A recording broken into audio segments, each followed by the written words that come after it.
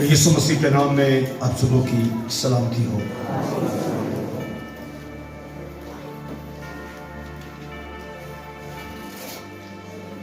खुदा का असली मंसूबा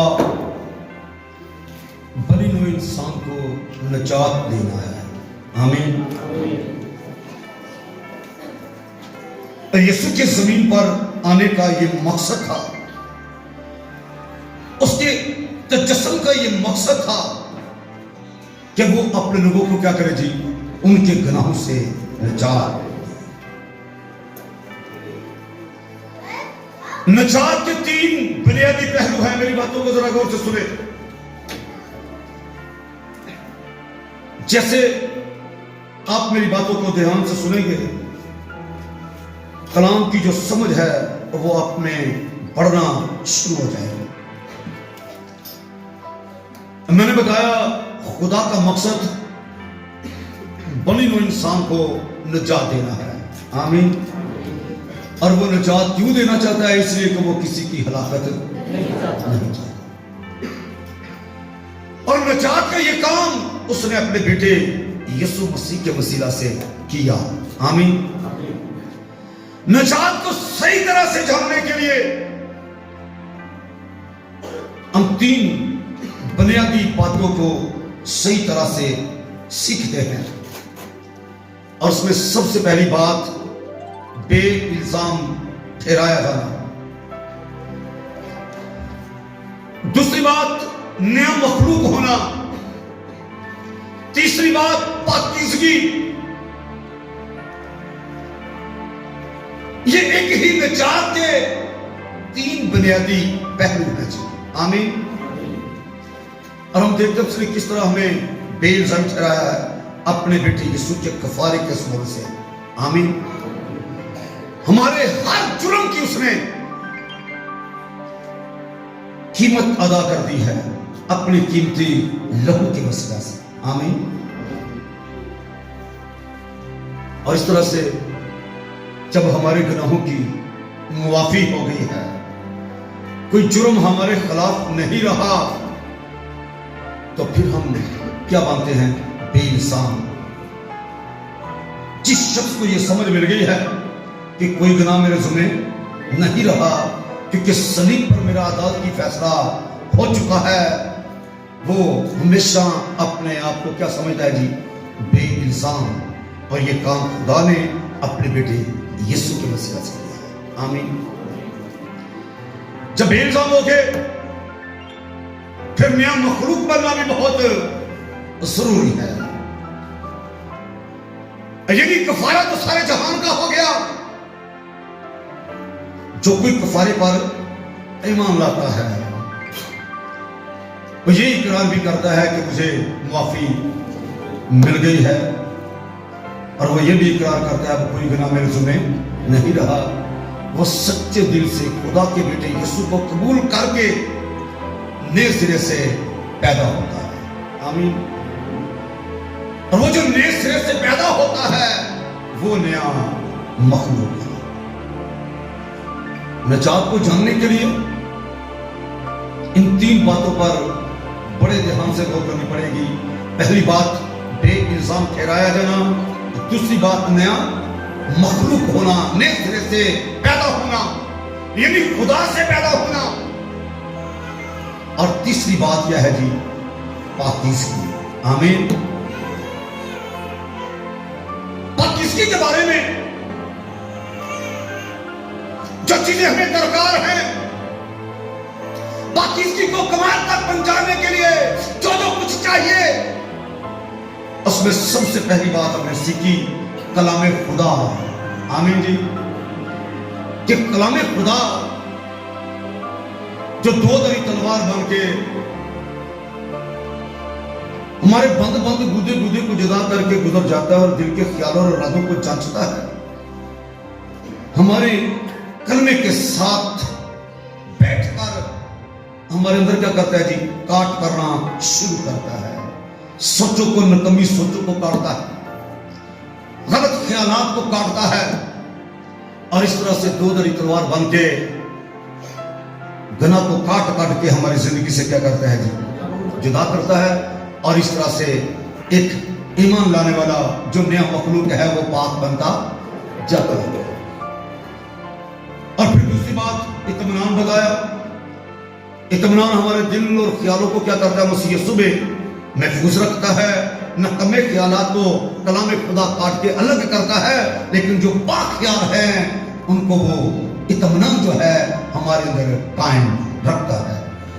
अब एक बात जो हैरान करती है, जो ध्यान से सुन रहा है वो भी हैरान होगा कि जब हम बेइल्जाम हो गए, नए मखलूक बन गए, खुदा से पैदा हो गए, तो फिर हमें किस पाकीज़गी की जरूरत है। और ये बात गौरतलब है, तो फारे पर ईमान भी ले आए हैं, बेइल्जाम हो गए हम, कोई इल्जाम भी हमारे ऊपर नहीं। इत्मीनान ने हमारे दिल के ख्यालों को, दिल को महफूज कर लिया मसीह यीशु में। पाकीज़गी की क्या जरूरत है? सुने गौर से, वो शख्स जो बेइल्जाम है और वो शख्स जो नया मखलूक है, उसकी रूह तो पाक है, जिंदा है, लेकिन बदन खाकी होने के सबब से क्या है जी, मुर्दा है।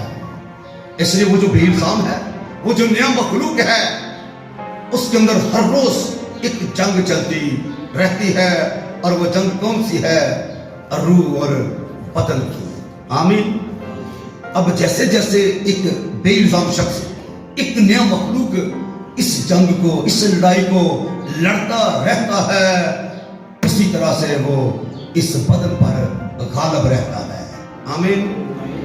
एक ईमानदार होता ही वो है जिस बदन पर गालिब आ जाए।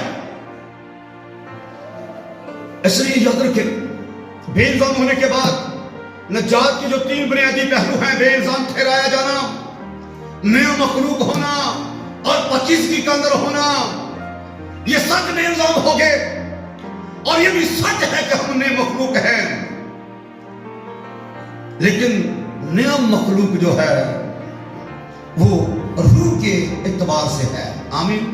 जैसा करंथियों के खत में लिखा है, अब से हम किसी को जिस्म की हैसियत से ना जानेंगे कि जो मसीह यीशु में है वो नया मखलूक है।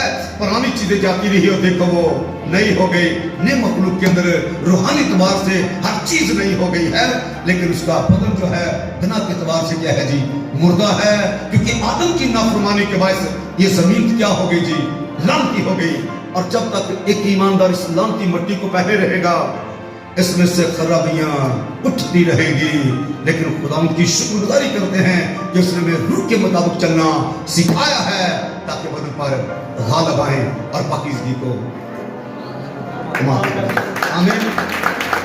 पाकीज़गी को कमाल तक ले जाने के लिए आज तीसरी चीज जो हम सीख रहे हैं कलाम खुदा में से, आए उसकी तरफ आगे बढ़ेंगे। पतरस का पहला आम खत,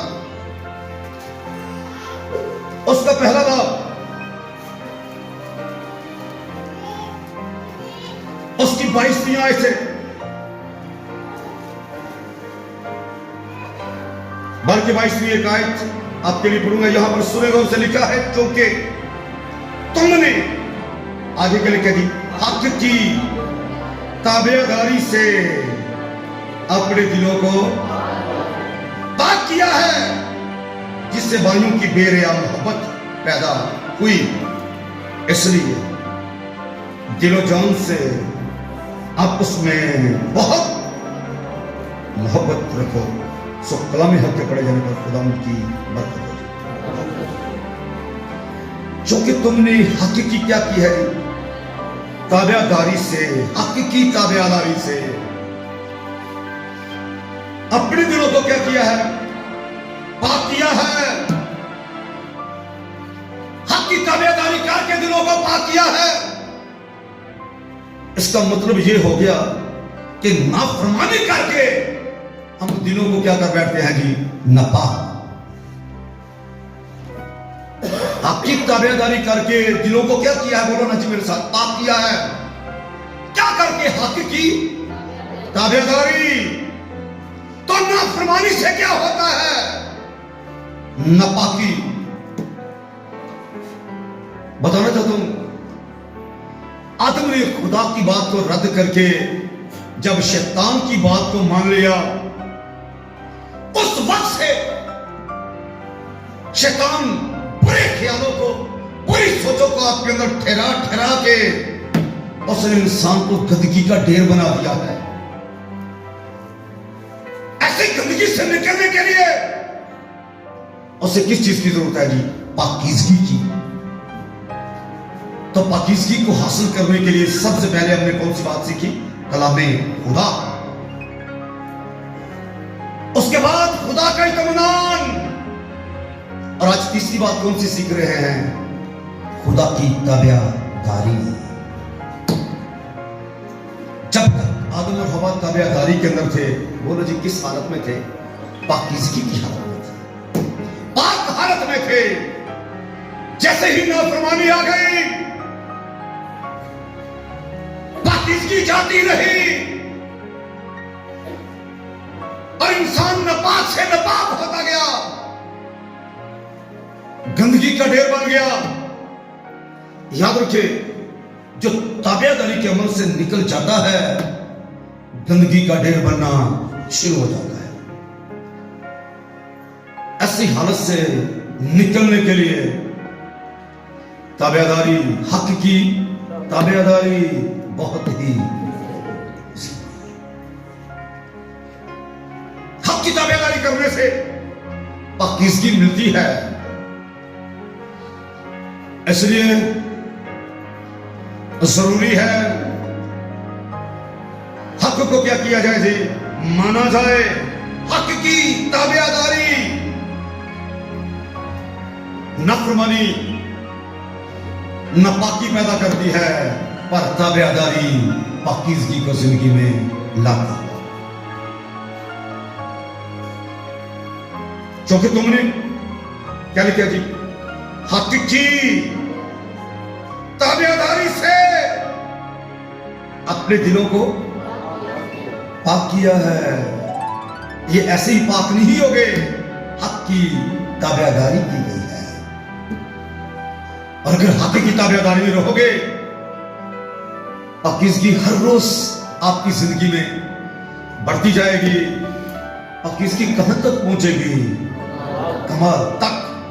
और ये भी एक खूबसूरत राह है पाकीज़गी को कमाल तक पहुंचाने की। अब हक क्या है?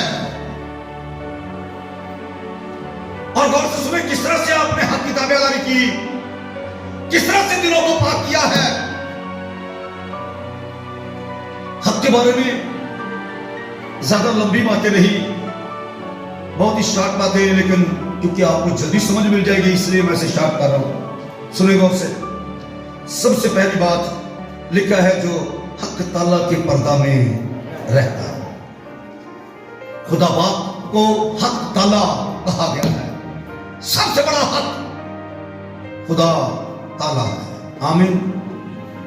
और उसके बाद उसका कलमा भी क्या है जी? हक है। कलमा भी क्या है? हक है। यीशु ने वाज़ेह अल्फाज में कहा, राह हक और जिंदगी हक यीशु मसीह है। उसके बाद यूहन्ना की इंजील निकाल के देखिए मेरे साथ जरा। यह हक खुदाए सलूस को पेश करता है।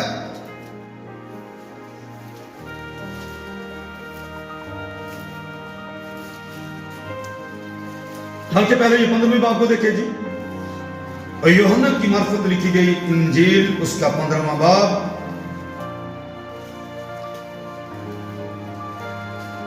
छब्बीसवीं आयत से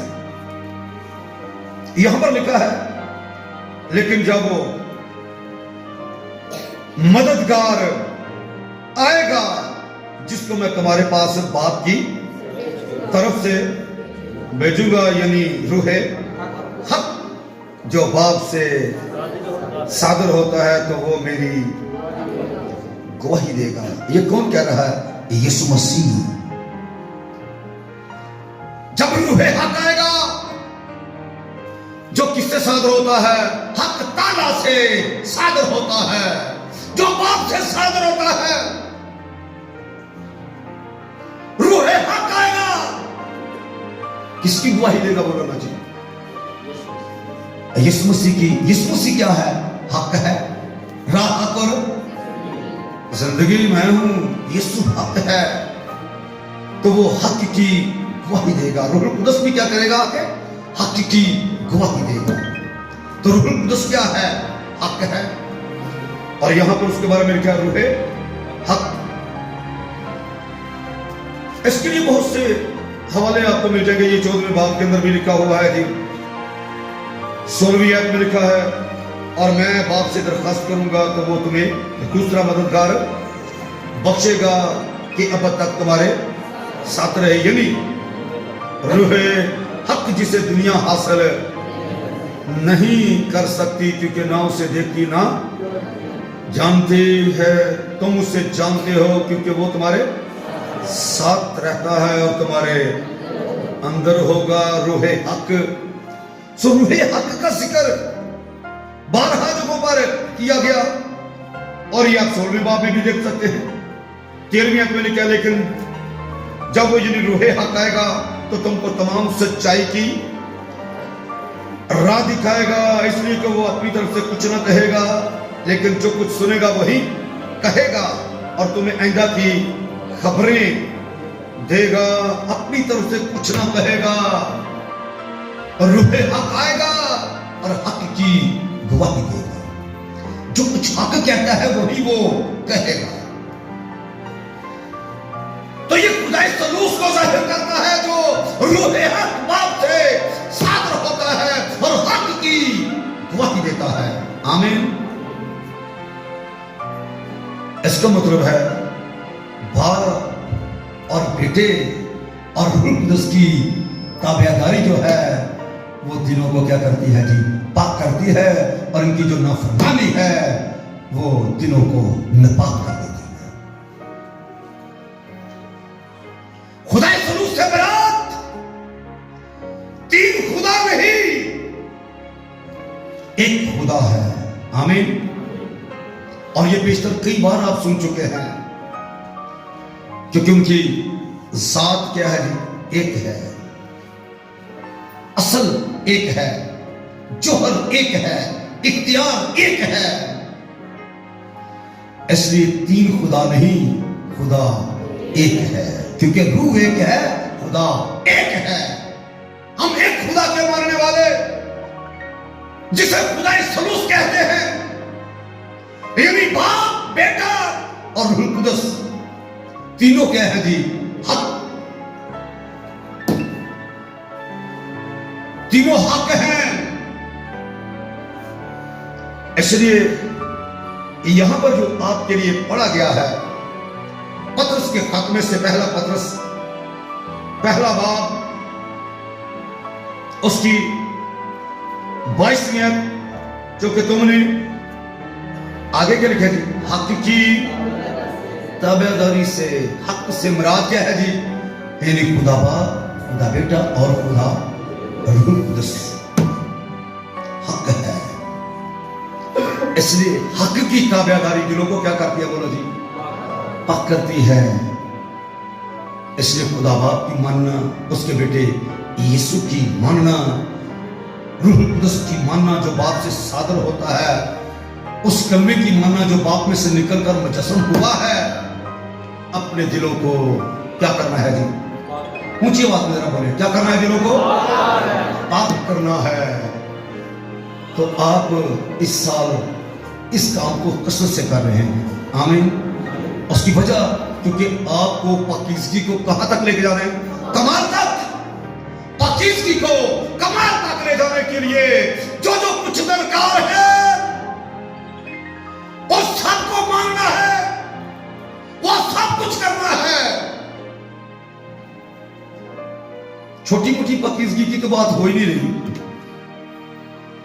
उस तरह की पाकीज़गी जिस तरह की खुदा आपकी जिंदगी में देखना चाहता है, क्योंकि हमें उस तरह का पाक बनाना है अपने आप को जिस तरह का वो पाक है।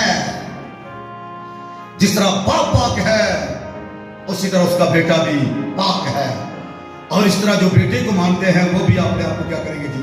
पाक।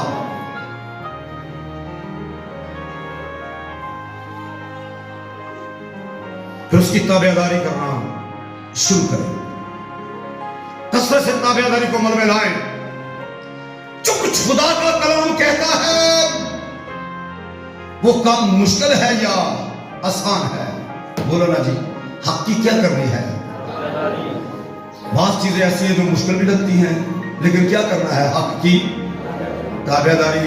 बहुत बातें आसान हैं, उनको भी क्या करना है? मानना है। उनकी भी क्या करनी है? यानी हर छोटी से छोटी बात को लेके हर बड़ी से बड़ी बात की क्या करनी है? ताबेदारी, ताकि आपके दिल क्या बने जी? पाक कर ले। और लिखा है मुबारक है वो जो पाक दिन हैं, क्योंकि वो देखेंगे। दिलों को पाक करने के लिए हर छोटी से छोटी और बड़ी से बड़ी बात, वो बात जो एक बार लिखी है या वो बात जो 100 बार लिखी है, हर बात का मानना हमारे लिए क्या है जी? जरूरी है। हुक्म छोटा है या बड़ा है, उसको मानना क्या है जी? बहुत जरूरी है। इसलिए हकीकी ताबेदारी करना बहुत जरूरी है। बाज़ों को हकीकी समझ नहीं, इसलिए वो ताबेदारी के अमल से भी बहरा है। ऐसे आज हमने सीखा है कि रूहे हक जो बाप से सादर होता है, राह हक और जिंदगी जिसकी हम बात करते हैं, गवाही देते हैं, वो भी बाप से निकलकर मुजस्सम हुआ है। रूह सादर हुआ है, कलमा मुजस्सम हुआ है, और जिससे जो दोनों निकले हैं वो खुदा बाप है।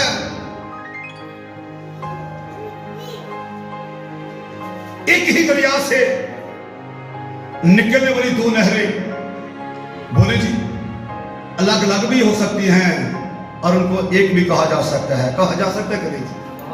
बोलो ना जी, क्योंकि वो जो पानी हमसे चेक कर रहे हैं वो एक है।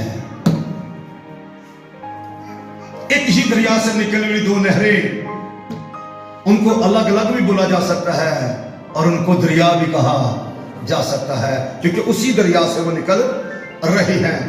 इसलिए जिससे ये निकलकर सादर हुआ, रूह सादर हुआ है, और जिससे निकल के कलमा मुजस्सम हुआ है, उसको हम खुदा बाप कहते हैं। आमीन जी। इनको अलग अलग भी आप कह सकते हो और इनको तुम एक भी कह सकते हो।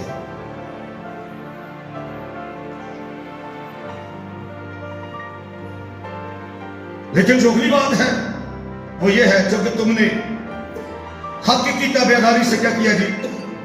अपने दिलों को क्या किया है जी? पाक किया है। दिलों को पाक किया है हक की ताबेदारी करके, मान के अपने दिलों को पाक किया है। दिल पाक हो गए, और दिल से मुराद ये वाला दिल ना लेना, दिल से मुराद आपकी सोचे हैं। हक की ताबेदारी करके आप नापाकी को जिंदगी से दूर और पाकीज़गी को कमाल तक पहुंचा सकते हैं। और इसके साथ साथ रूह के मुवाफिक चल के, रूह नहीं करेंगे सादर, जब आप हक की ताबेदारी करते हो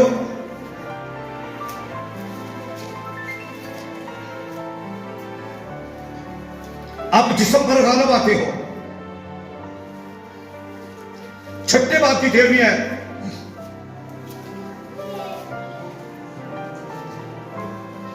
और यहां पर लिखा है, और अपने आगे के लफ्ज़ है जी, नरस्ती के हथियार होने के लिए गुनाह के हवाला ना करो, क्योंकि जिस्म पर रूह गालिब है। ईमानदार जिस्म को मनमानी नहीं करने देता, उसकी रूह उसके बदन पर क्या है? गालिब है। इसलिए लिखा है अपने नाराजगी के हथियार होने के लिए गुनाह के हवाला ना किया करो, बल्कि अपने आप को, आगे क्या लिखा जी, मुर्दों में से जिंदा जानकर खुदा के हवाला करो, और अपने आजाद रस्तबाजी के हथियार होने के लिए आगे के लिखा जी, खुदा के हवाला करो। इसलिए कि गुनाह का तुम पर क्या लफ्ज़ लिखा जी? इख्तियार ना होगा। जब हक की ताबेदारी करोगे ना होगा। वजह ये लिखी है कि तुम शरीयत के मुताबिक नहीं बल्कि फजल के मुताबिक हो, इसलिए गुनाह का तुम पर कोई इख्तियार ना होगा।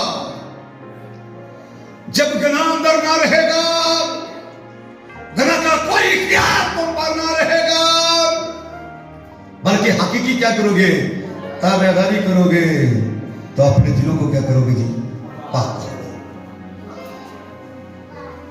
इसलिए गुनाह का तुम पर कोई इख्तियार ना होगा। कब? जब हकीकी क्या करोगे जी, ताबेदारी।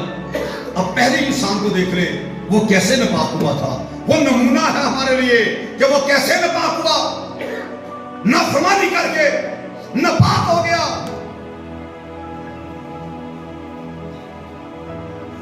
और दूसरा आदम, इब्ने आदम की जिंदगी पर देखे वो किस तरह बाप की क्या कर रहा है जी, ताबेदारी।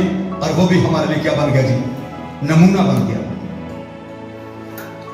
वो भी नमूना है, वो भी नमूना है, पर वो नाफरमानी करके नापाक कैसे आदमी होता है, और खुदा का बेटा यीशु मसीह ताबेदारी करके पाक कैसे इंसान होता है।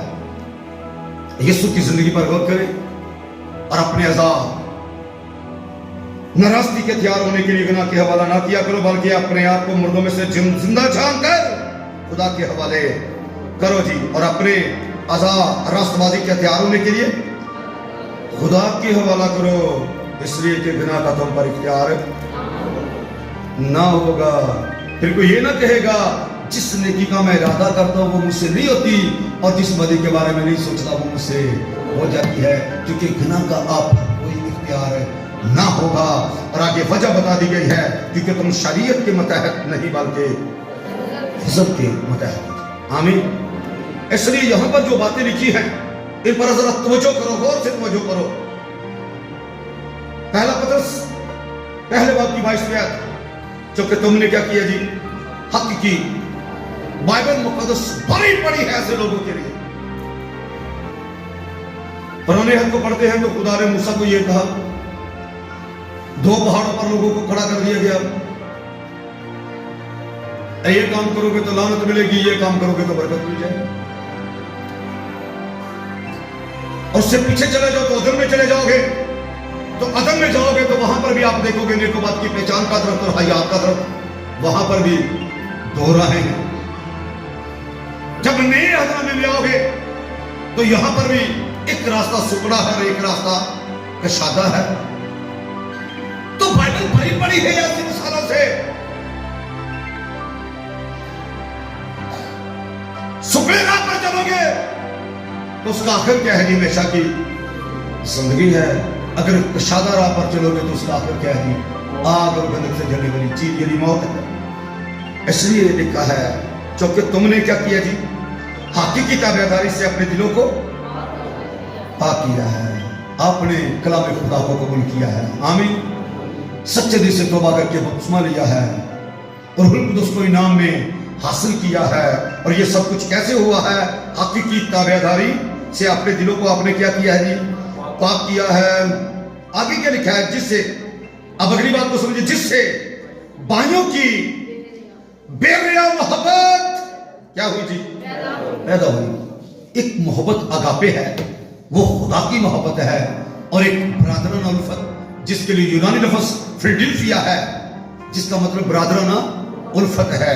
तो यहां पर हक की ताबेदारी हमने की, तो हमने उसके बाद कौन सा काम हमारी जिंदगी में हुआ जी, जिससे हम दिलों को पाक करने के बाद, जिससे बानियों की बेरिया मोहब्बत, ऐसी मोहब्बत जिसमें कोई रियाकारी नहीं। इसका नमूना मैं आपके लिए पढ़ना चाहता हूं, रूमियों निकाले मेरे साथ। बेरिया मोहब्बत किस तरह की होती है, सुने जरा गौर से।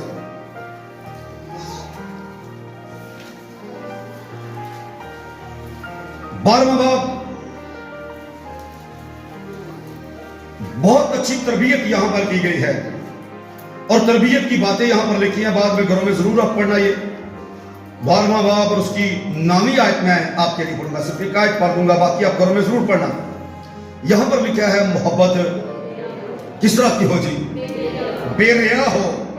और बेरिया मोहब्बत किस तरह की होती है, बदी से नफरत रखो और नेकी से लिपटे रहो। ये बड़ी मोहब्बत बेरिया मोहब्बत है। लंबी डिटेल नहीं, बड़ा सादा करके लिख दिया गया है। और वो सादा क्या है, मोहब्बत किस तरह की लिख दी गई यहां पर, बेरिया हो। और बेरिया मोहब्बत किस तरह की होती है, जिसमें बदी से नफरत हो और जिसमें नेकी से लिपटे रहो। बेरिया मोहब्बत कैसे पैदा हुई, नेकी से लिपटे रहने वाली, बदी से नफरत रखने वाली बेरिया मोहब्बत कैसे पाक हुई, हक की ताबेदारी से आपने अपने दिलों को पाक किया है, जिससे ये बेरिया मोहब्बत पैदा हुई। और आगे हुक्म है। हुक्म क्या है, हुक्म यह है, इसलिए दिलो जान से आपस में, आगे क्या लिखा जी, बहुत मोहब्बत रखो। पतरस का खाता है जी, पहला पतरस पहला बाब 22 दोबारा पढ़ देता हूं सारी। क्योंकि तुमने हक की ताबेदारी से अपने दिलों को पाक किया है, जिससे बानियों की क्या है जी, बेरिया मोहब्बत। बेरिया मोहब्बत को आपने सुन लिया, जिसमें बंदा बदी से नफरत रखता है और नेकी से लिपटा रहता है। ऐसी मोहब्बत को बेरिया कहा गया है जी। भाइयों की बेरिया मोहब्बत क्या हुई जी, पैदा हुई हक की ताबेदारी करके दिलों को पाक किया, और पाक दिल से बेरिया मोहब्बत, पाक मोहब्बत पैदा हुई। इसलिए आगे हुक्म सुने जी, इसलिए दिलो जान से आपस में बहुत मोहब्बत रखो। और इस हुक्म की वजह सुन ले जी, तुम किसका खत निकालो मेरे साथ। ये हुक्म जो दिया गया है, पहला तीमुथियुस पहला बाब 5वीं आयत से सुनेगा। उससे यहां पर क्या लिखा है, हुक्म का आपस में बहुत मोहब्बत रखो। ये हुक्म के तौर पर आगे कहा गया है। उसकी वजह, पीछे वजह क्या बयान की गई, क्योंकि तुमने हक की ताबेदारी से अपने दिलों को क्या किया जी, पाक किया, जिससे बानियों में वो बेरिया मोहब्बत पैदा हुई। अब हुक्म ये है, और हुक्म का मकसद ये है कि पाक दिल और नेक नियत और बेरिया ईमान से मोहब्बत पैदा हो। वो जो आपने आपस में बहुत रखनी है, वो वाली मोहब्बत के बारे में हुक्म यह है कि पाक दिल और नेक नियत और बेरिया ईमान से मोहब्बत पैदा होगी। ईमान बगैर अमल के क्या है बोलो जी, मुर्दा है। ईमान बहुत बड़ी पावर है, खुदा की कुदरत को हरकत में ले आता है ईमान। ईमान के बगैर कोई खुदा को पसंद नहीं आ सकता। ईमान के बगैर कोई शिफा पा नहीं सकता। ईमान के बगैर कोई निजात हासिल कर नहीं सकता। अगर इस ईमान के साथ ईमान का अमल नहीं, तो ये ईमान बेकार है।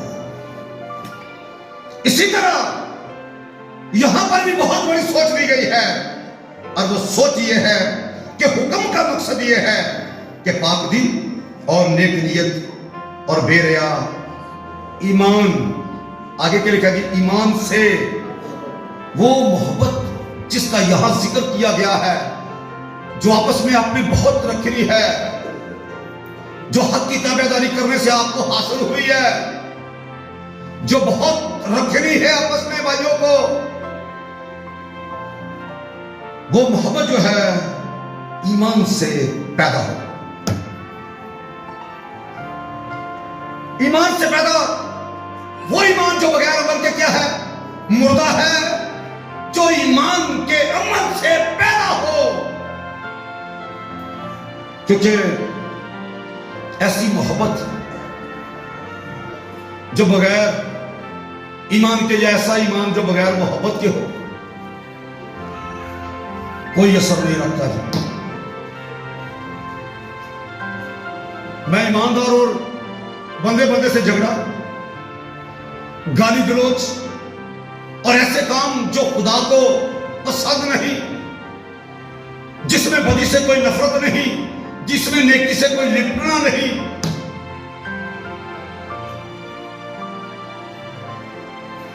हुक्म का मकसद यह है कि पाक दिल और नेक नियत और बेरिया ईमान, ऐसा ईमान जिसमें रियाकारी नहीं। बेरिया ईमान किस तरह का होता है? जिसमें कोई इंसान नेकी से लिपटा रहता है और बदी से किनारा करता है, ऐसा ईमान बेरिया है। बेरिया ईमान से मोहब्बत पैदा हो, क्योंकि ईमान मोहब्बत की राह से असर करता है। आमीन। आपका जो ईमान है लोगों पर उस वक्त तक असर नहीं कर सकता जबकि आपके अंदर मोहब्बत ना हो जाए। याद रखें, ईमान तो आपके अंदर होगा लेकिन असर नहीं करेगा। आपकी बातें किसी पर असर नहीं करेगी। क्यों? क्योंकि ईमान तो है पर ईमान के साथ मोहब्बत नहीं है। ईमान, उम्मीद और मोहब्बत तीनों क्या है जी? दायमी है।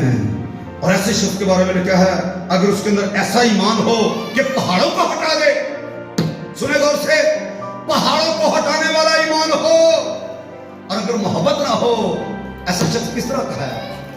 सुने जरा गौर से, क्यों निकाले मेरे साथ गौर से सुने इस बात को। बेरिया ईमान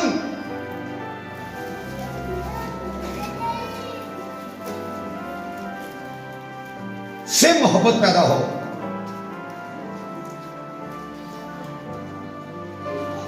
और ये 13वां बाब, पहला कृत्य 13वां बाब, सुने गौर से, दूसरी याद पढ़ रहा हूं। और अगर मुझे नबूवत मिले और सब वेद और कुल इल्म की वाकफियत हो और मेरा ईमान यहां तक कामल हो कि पहाड़ों को हटा दूं और मोहब्बत ना रखूं, तो मैं कुछ भी नहीं। इसलिए बेरिया ईमान से मोहब्बत पैदा हो। वो जो भाइयों के दरमियान मोहब्बत है, बेरिया ईमान से हो, जिसमें एक इंसान क्या है, बदी से नफरत रखता है और नेकी से लिपटा रहता है। ऐसा ईमान बेरिया है। ऐसे ईमान से मोहब्बत करें। आमीन। ऐसा ईमान असर करेगा। आमीन। ऐसा ईमानदार जहां जाएगा कुदरत जाहिर होगी, दिलों की सख्तियां तोड़ी जाएंगी। उसकी वजह क्या है?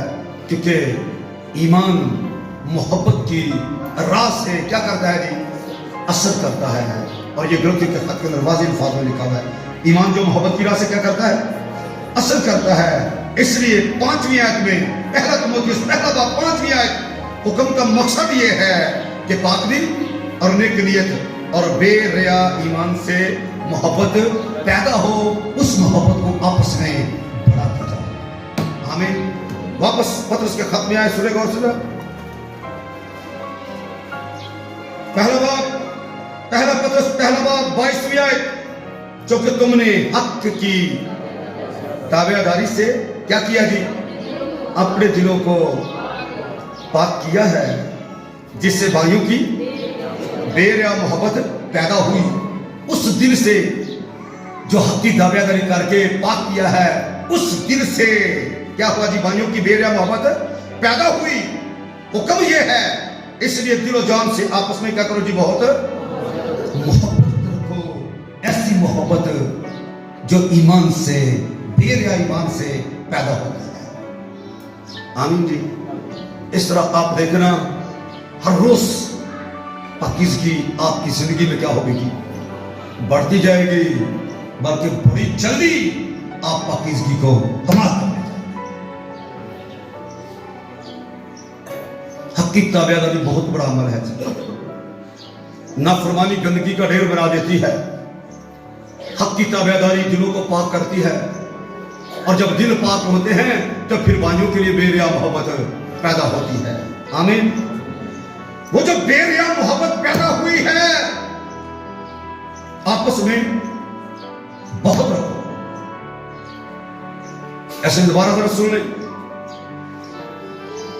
क्योंकि तुमने हक की ताबेदारी से अपने दिलों को पाक किया है, जिससे बानियों की बेरिया मोहब्बत आपको पता चल गया किस तरह की होती है। बताएं मुझे, बेरिया मोहब्बत किस तरह की होती है? जिसमें बदी से नफरत और नेकी से लिपटे रहता है। दोबारा बोले, बेरिया मोहब्बत किस तरह की होती है? जिसमें एक इंसान ईमानदार बदी से तो क्या करता है, नफरत, लेकिन नेकी से। ऐसी मोहब्बत को क्या कहते हैं जी? बेरिया। और ये कैसे पैदा होती है? हक की ताबेदारी करने से।